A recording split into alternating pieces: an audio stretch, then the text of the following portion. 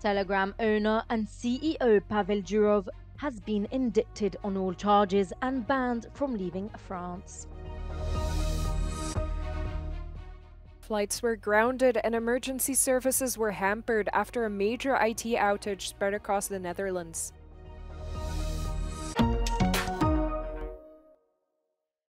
Chairs waiting to be occupied by the new European Union commissioners. But who will deal with portfolios that have an economic impact, the most coveted by the 27 member states?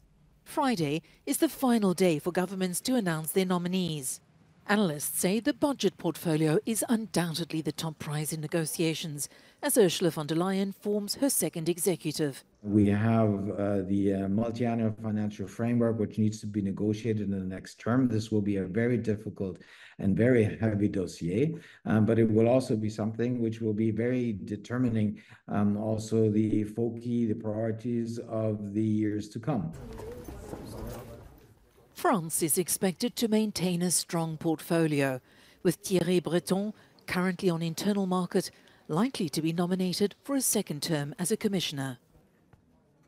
There's always a great interest in also competition and trade. So those portfolios where the EU has a lot of competence, right?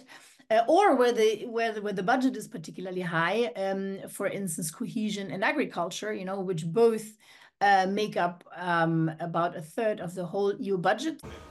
In the power plays, von der Leyen can also use defence, a new portfolio dedicated to the military industry, seen as highly relevant due to the war in Ukraine.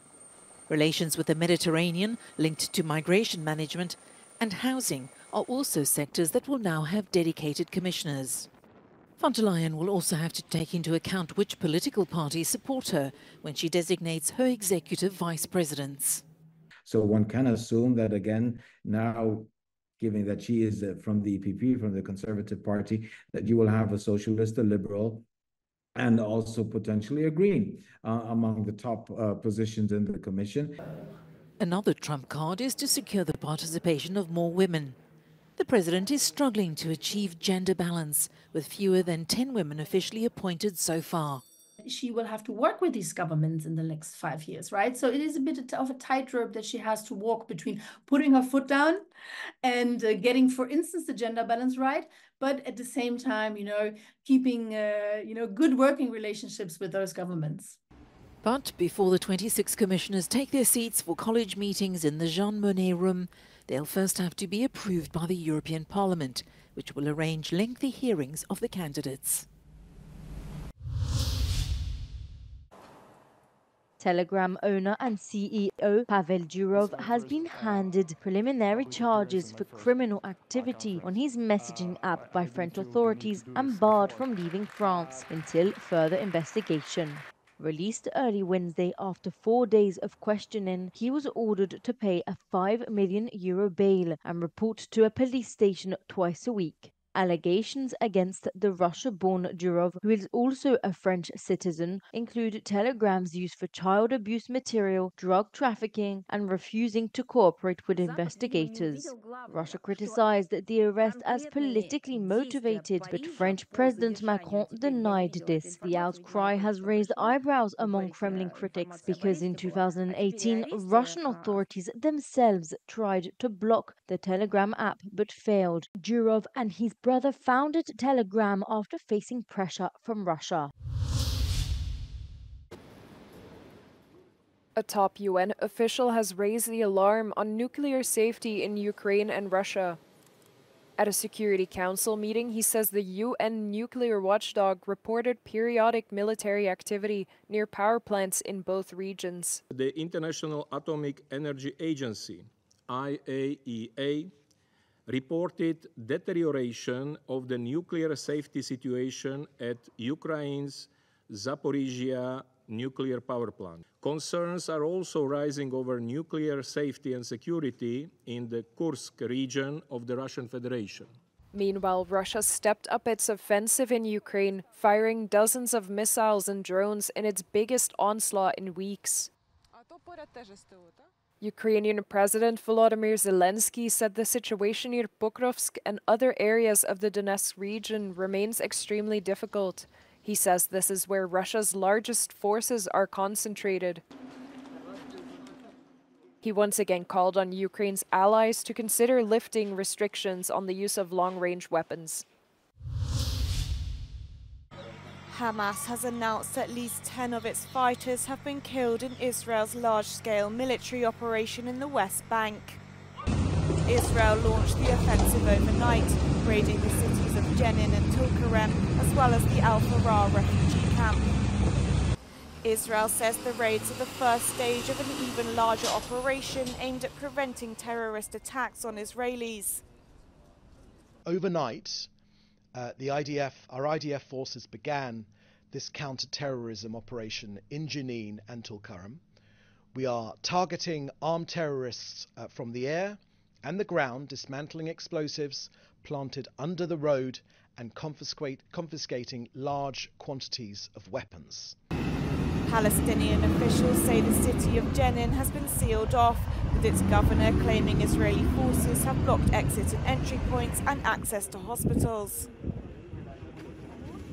President of the Palestinian Authority, Mahmoud Abbas, has cut short his visit to Saudi Arabia, where he was meeting with Crown Prince Mohammed bin Salman to discuss the ongoing war in Gaza.